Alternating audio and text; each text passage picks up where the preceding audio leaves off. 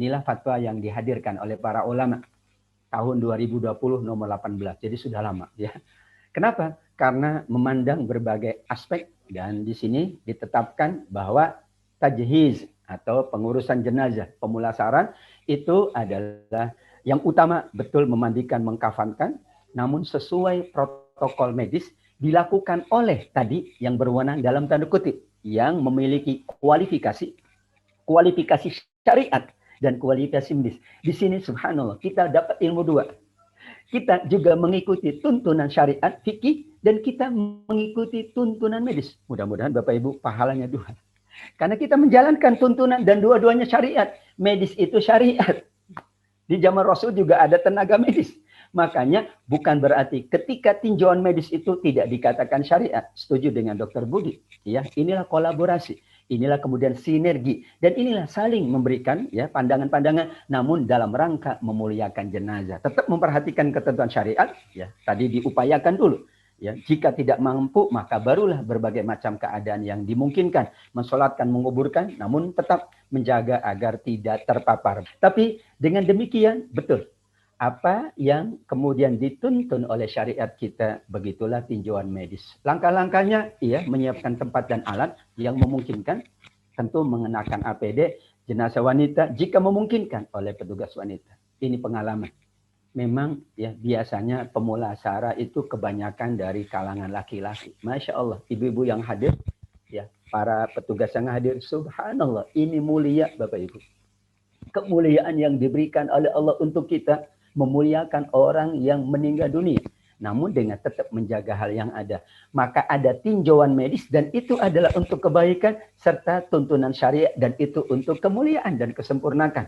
Kenapa? Karena ada alasan aurat, ada alasan kesehatan. Makanya boleh dimandikan dengan pakaian yang sedang dikenakan. Kenapa? Karena ada faktor-faktor pertimbangan-pertimbangan kemaslahatan. Ya, siram atau basuh seluruh tubuh dengan membaca niat. Nah, ini unsur syariatnya di sini. Innamal a'malu binniyat. Jangan lupa, niat saya memandikan jenazah karena Allah. Kemudian ya, kalau memungkinkan. Nah, nanti di dalam ya fikih-fikih kebanyakan itu disunnahkan, dianjurkan. Karena keadaan Covid, maka kita ambil yang wajib saja. Dari kanan dulu ke kiri, itu adalah sunnah. Sekian banyak kainnya 2 helai, 3 helai, 4 helai, itu adalah sunnah. Karena keadaannya tidak memungkinkan, maka dipastikan juga ada air yang disinfektan tadi ya untuk menghilangkan, kalau dulu menghilangkan bau ya dengan kapur barus, tapi sekarang ada penyakit, ada kemungkinan virus. Jika memungkinkan, jenazah diwudukan. Keringkan sebelum dikafankan dengan teknis yang tadi disampaikan.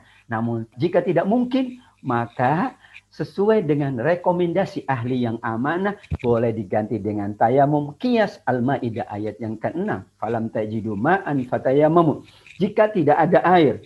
Ternyata dalam tayamum untuk sholat, bukan karena tidak ada air. Seorang yang sedang sakit, memang dia boleh tayamum. Bukan sedang tidak ada air. Dahulu fikih klasiknya enggak ada air baru tayamum. Bukan hanya air. Tapi ketika ada darurat, ketika ada sakit yang tidak memungkinkan untuk menggunakan air, maka dengan tayamum. Sekarang jenazahnya dalam tanda kutip sedang sakit. Sesuai dengan tinjauan medis, maka tayamum. Dan itulah pandangan Imam Ibnu Hajar. Jika jenazah bila dimandikan akan mengelupas, dahulu ya dikhawatirkan racunnya menular kepada orang yang memandikan, maka ditayamumkan. Tentu tadi sudah disampaikan bagaimana tayamum, ya, wajah dan kemudian tapak tangan, lengan, dan itu juga menggunakan tetap tadi APD atau alat perlindungan diri, alat kesehatan mutlak untuk dijalankan. Kita jalankan syariat kita, tapi kita jalankan juga faktor pertimbangan kemaslahatan.